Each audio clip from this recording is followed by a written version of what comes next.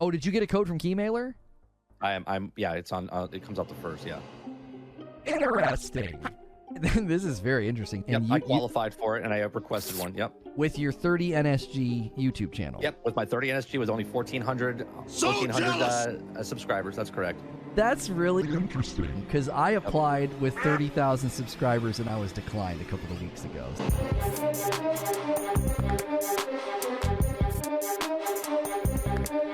They apparently are filtering certain content creators out there.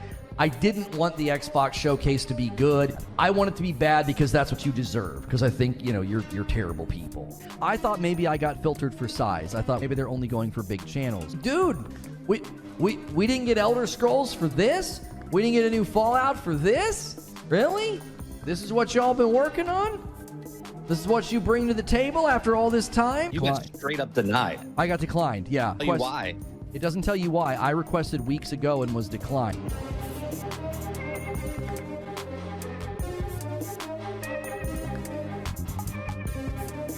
And so I was not declined. I gave them the benefit of the doubt. I thought, oh, they declined me because my channel's not big enough. There was a release date because there was a release window, and a release window indicates when the game's gonna come out. And they said the first half of 2023. It was in a video. It was on Phil Spencer's butt. It was in a Tell you why. It doesn't tell you why. blog. They put it everywhere, and now it's not gonna happen. And this is because it's been delayed. And You got straight up denied. and I can't wait for tomorrow when people want to come into my stream and tell me it's not delayed, Lono. You got straight up denied. We never had a date. Shut up.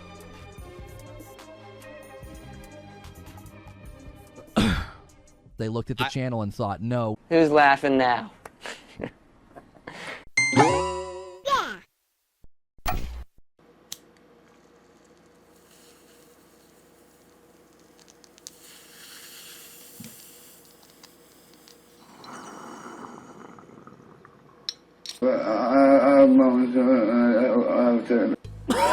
Wake me up when September's here. These next 2 weeks are going to feel like the longest in my life. I just want Starfield in my hands, please. Is that too much to ask for? You can tell Todd Howard was on the chess team because he takes his time.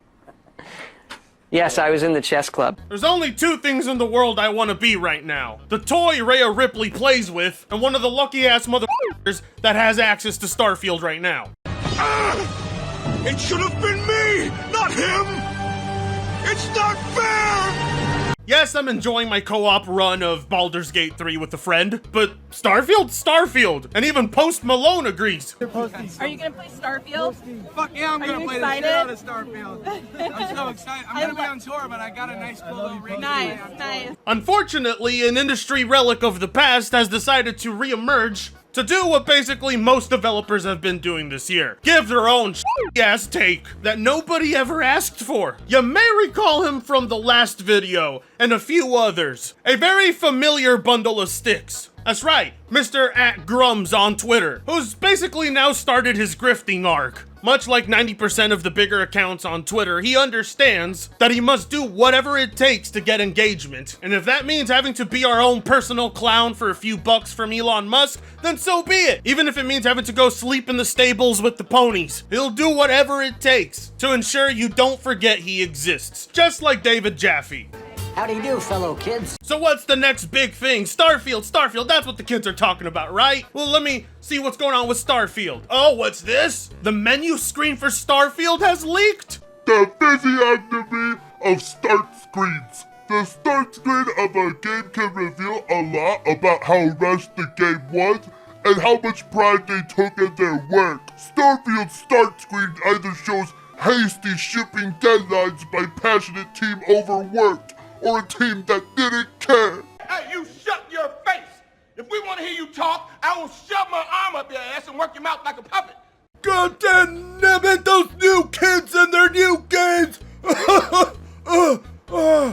Back in my day, a title screen meant so much. My my God, it's gotten to the point where they're complaining about a goddamn menu, and it's just a screenshot of the menu too. I mean, for obvious reasons, I don't have to tell him what basically everyone in the comment section was telling him. Besides that, he's retarded and a failed game developer and fat. That's that. Well, basically, the majority of Bethesda's games have all followed this routine. Look at Fallout 3. Look at Skyrim. Look at Fallout 4. Oh, hey, look at The Last of Us 2. Oh my God! Clearly no love or thought was put into The Last of Us 2. And you can tell because of the title screen. Maybe he's onto something. Within minutes, his tweet was all over the timeline. And as you can imagine, it didn't take long for basically everyone to start replying to him. And if they weren't replying to him, they were making parodies of his tweet that were blowing up and getting way more engagement than his own. And I know this sounds hard to believe, okay? You'd probably never imagine this would happen, but even the PlayStation fanboy said, nope, this ain't it, bruh. This ain't it. Those people, including the Red Dragon himself. Everything's all topsy-turvy now. Who recently just admitted on Twitter he purchased the game and is going to be playing it. Absolutely unbelievable. Developer salt is on a whole other level. It transcends all of them. Xbox, Nintendo drones, PC cuck race, Sony ponies. They cannot provide the sheer amount of salt a single developer can. When even the Sony ponies are telling you, nope, dog, we ain't gonna console war over that, you know you've gone full mental. Start screen are often done at the very end of development. Games are too busy making the card game. It's quite common for the start screen to completely change what the game is shipping on patch 0. Teams that take pride want to put a good face forward and will often redo these just prior to game going live. Oh great, so now he's saying Bethesda took no pride in what they made. Wonderful, yeah, let's just speak on their behalf for them. I understand you wanted to impress all of us by whipping out your dictionary and using a big word not many have ever heard of, but you actually have to know how to use that word. Because in this instance, it doesn't make any goddamn sense. You can always out the pseudo-intellectuals from a mile away. He really thought people were gonna respect them with a take in a big word like that. But instead, nobody was impressed, and all of Twitter ended up mocking him, including Pete Hines. Or they designed what they wanted, and that's been our menu for years and was one of the first things we settled on. Having an opinion is one thing. Questioning out a developer's care because you would have done it differently is highly unprofessional coming from another quote-unquote dev.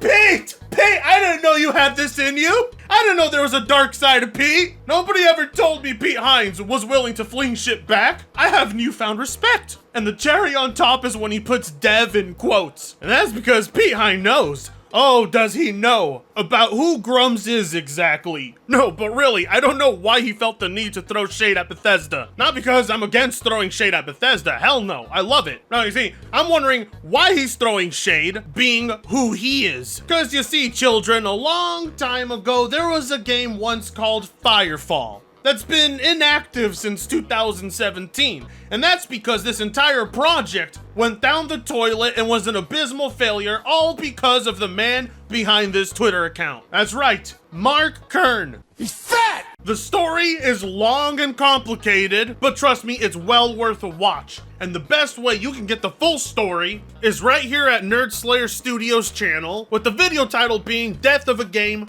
Firefall. An absolutely ridiculous story about how a narcissistic, overweight, irresponsible joke of a producer f***ed over thousands of people by mismanaging millions of dollars and also never once releasing a project in his entire 7 years as CEO. It was no secret his former co-workers all outed him out as the problem behind the failure of Firefall. Such an example of him squandering millions into something that produced no results was the goddamn bus. The Firefall bus. Maybe some of you remember this, but I don't. I can't believe this is all new to me. It's too outlandish. But after reading and hearing about it, I've gotta say, I think Mark Kern is quite possibly the craziest CEO in all of gaming. You see, the whole idea was to have a giant bus that was fully decked out inside for people to be able to play Firefall. And the bus was supposed to be themed after the game. So Mark had it sent to West Coast Customs, who to this very day he still blames for everything. Because apparently they didn't deliver the bus up to the standards he wanted and didn't function as intended. Your own personal recording studio in your car. So they never got this project on the road, and now it's sitting in a warehouse, quite possibly being the new house that Mark has, since after this blunder, he was voted out as CEO of the company. And they continued to launch the game without him, so he got no credit for it, and it unfortunately ended up failing miserably. And this is just the TLDR of the whole thing. There are a lot of stories from people who worked with Mark that can confirm he was basically a psycho who could never get any project off the ground. Mark, as someone who worked for you at Red 5 on Firefall, you're so full of shit. Or maybe you're so delusional at this point that you really believe yourself. There was no executive team making actual decisions. Nobody except Mark could make real decisions. Mark rarely showed up to work though, so lots of decisions were made in absentia, and many were countermanded when he decided to show up. The state of Firefall is the result. The esports focus? Mark. Founders packs? Mark. Higher tier frames? Mark. He wanted to sell a new one monthly so he could be like League. Real money per use paint jobs? Mark. Vehicles, pets, and dozens of other random features that were irrelevant to the core gameplay? Mark. The completely fucked up UI? Mark. He thinks he's a UI genius and put himself directly in charge. Stage 5 in the clusterfuck that was the bus? All Mark. Cutting PvP? Mark again. And he told the forums before the devs. The vaunted story? All bullshit. Was in constant flux. Major rewrites to support whatever feature was the flavor of the month. Yeah. I ain't gonna lie, I'm getting cooked.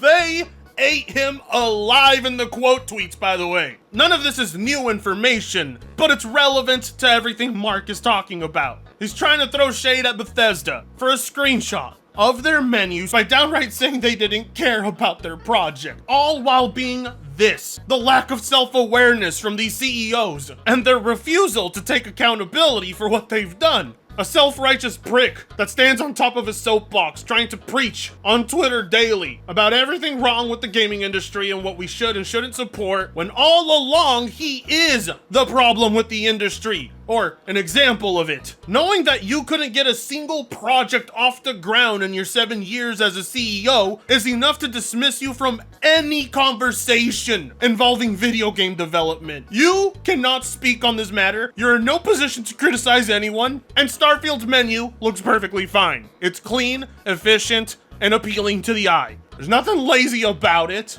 I'm telling you, the closer we get to that launch date, the more batshit crazy the takes are going to get. I just never expected it to come from developers. Ponies may be cringe, but gaming CEOs are downright scumbags. Crazy to think that Elon Musk is paying people money to be retarded on purpose. Unfortunately, it didn't help Grum's out. His past has been dug up yet again, and for an appropriate reason. On top of that, we have salty PlayStation fanboys throwing tantrums over not getting review codes for Starfield. Mwah! Absolutely beautiful. I cannot wait for Starfield's release, and if you want to be there the day the salt flows, then you should consider liking, commenting, sharing, and subscribing if you so choose to. That being said, I'll see you in the next one. Fritango sucks ass.